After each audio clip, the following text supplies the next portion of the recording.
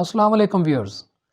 Pakistan on top کے plate form پر خوشخبریوں سے بھرپور ایک نئی ایپیسوڈ لے کر ریحان نور آپ کی خدمت میں حاضر ہے۔ ویورز، آج کی خوشخبری پاکستان کی بڑھتی ہوئی ایکسپورٹس اور ایکسپورٹس کو بڑھانے کے لیے کیے گئے حکومتی اقدامات کے بارے میں ہے۔ وفاقی وزیر تجارت عبدالرزاق داؤد نے رواں ہفتے ایک ٹویٹ میں اس لسٹ کو بھی شیئر کیا ہے، جس میں پاکستان کی ایکسپورٹس کے فگر واضح طور پر دیکھے جا سکتے ہیں۔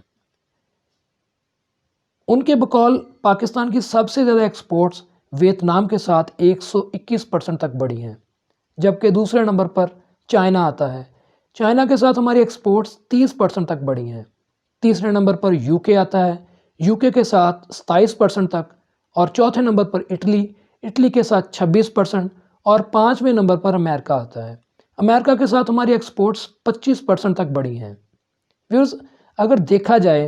تو یہ لسٹ تو بہت طویل ہے، جس میں کم سے کم 2% سے لے کر زیادہ سے زیادہ 121% تک مختلف ممالک کے ساتھ ہمارے ایکسپورٹس کے بڑھنے کی خبر شائع کی گئی ہے۔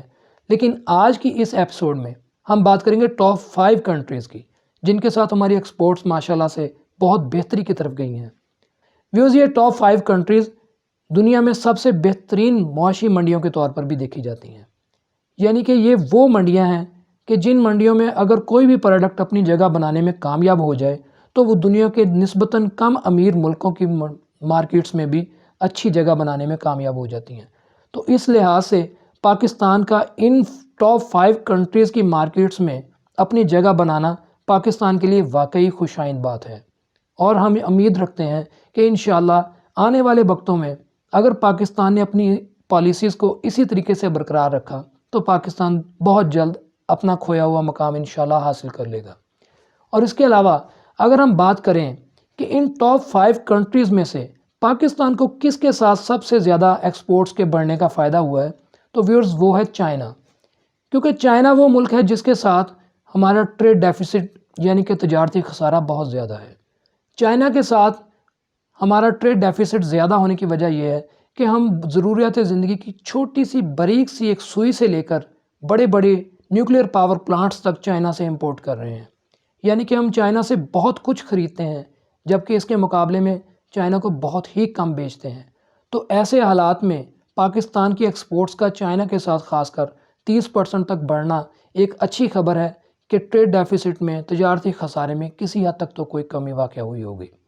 اور دوسری اچھی بات یہ ہے کیونکہ ہم بنیادی طور پر ایک زرعی ملک ہیں، تو زرعی ملک ہونے کے ناطے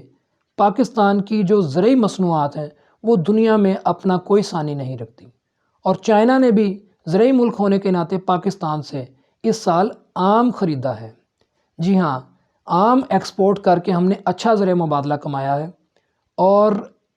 اچھی بات یہ ہے کہ اس سال چائنا کی جتنی ڈیمانڈ تھی ہم ان کی ڈیمانڈ کے مطابق انہیں آم نہیں ایکسپورٹ کر سکے، لیکن امید کی جا رہی ہے کہ انشاءاللہ 2021 کا جو سیزن آئے گا اس میں پاکستان چائنا کو بہت زبردست آم ایکسپورٹ کرے گا۔ اور چائنا کی بڑھتی ہوئی آم کی جو ڈیمانڈ ہے اس نے مرزا غالب کے اس کال کو بھی صحیح ثابت کر دیا ہے کہ آم ہوں تو بہت ہوں۔ اور دوسرے نمبر پر آتا ہے کینو۔ اس سردیوں کے سیزن میں پاکستان چائنا کو کینو ایکسپورٹ کرے گا، اور یہ چائنا کے ساتھ ہمارا دوسرا سیزن ہوگا۔ پچھلے سیزن کے مطابق اس سیزن میں جو ہمیں چائنا کی ڈیمانڈ آئی ہے وہ پچھلے سیزن کے مقابلے میں 50% زیادہ ہے، یعنی کہ اس لحاظ سے اگر دیکھا جائے تو امید کی جا سکتی ہے کہ انشاءاللہ 2021 کے اختتام تک پاکستان کی چائنا کے ساتھ ایکسپورٹ 30% سے یقیناً مزید بڑھے گی۔ ویورز، اس کے علاوہ ویتنام کے ساتھ 121% تک ایکسپورٹس کا بڑھنا ایک بہت ہی اچھی خوشخبری ہے، لیکن ویتنام ان تمام چاروں ممالک کی نسبتاً کم امیر ملک ہے، پھر بھی پاکستان اس سے اچھے زرعی مبادلہ کما رہا ہے۔ ویورز، اس کے ساتھ ساتھ آپ کے ساتھ شیئر کروں گا کہ پاکستان کے کچھ شعبوں میں ایکسپورٹس کم بھی ہوئی ہیں۔ آپ سوچ رہے ہوں گے کہ ایکسپورٹس کا کم ہونا کس لحاظ سے اچھی خبر ہو سکتا ہے، تو آپ کے ساتھ یہ معلومات شیئر کروں گا کہ پاکستان جو کہ پچھلے کچھ سالوں سے ٹیکسٹائل کے شعبے میں خاص کر بہت پیچھے جا رہا تھا، اور انڈیا اور بنگلہ دیش اس شعبے میں خاص کر پاکستان کو ٹف ٹائم دے رہے تھے، تو پاکستان کی ایسے حالات میں 25% تک دھاگے کی ایکسپورٹس کا کم ہونا اور 21% تک چمڑے کی ایکسپورٹس کا کم ہونا بھی پاکستان کے حق میں بہتر ثابت ہوا ہے۔ اس کی وجہ یہ ہے کہ پاکستان زیادہ تر دنیا کو جو مال ایکسپورٹ کرتا تھا وہ زیادہ تر خام مال ہوتا تھا،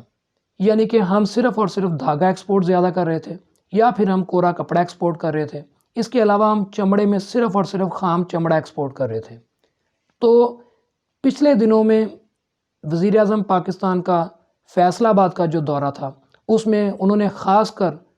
ٹیکسٹائل کے شعبے کو بہت خصوصی مراعات اور پیکیجز کا اعلان کیا ہے۔ اس کی وجہ صرف اور صرف یہ تھی کہ پاکستان جو کہ دنیا کو صرف خام مال ایکسپورٹ کر رہا تھا اور دنیا ہم سے کوڑیوں کے بھاؤ وہ مال خرید کر اس کو ریفائن کرتی تھی اور اس میں اپنی ویلیو ایڈ کرتی تھی اور اس کو کئی 100 گنا بڑھا کر سیل کرتی تھی، تو کیوں نہ پاکستان جو اپنی خام مال دنیا کو چند کوڑیوں کے بھاؤ سیل کر رہا ہے، کیوں نہ پاکستان ہی اپنے خام مال کو پروسیس کرنا شروع کر دے۔ تو اس شعبے میں حکومت کا ٹیکسٹائل انڈسٹری کو خاص کر مراعات دینا ایک بہت ہی خوش آئند بات ہے، اور پاکستان نے ماشاءاللہ سے اس کی طرف قدم بڑھا دیے ہیں۔ پاکستان میں اس وقت ٹیکسٹائل کا شعبہ اپنے پورے زور اور شور کے ساتھ چلنا شروع ہو گیا ہے۔ ٹیکسٹائل انڈسٹری اس وقت چل پڑی ہے، اس میں روزگار کے نئے مواقع بھی پیدا ہوئے ہیں،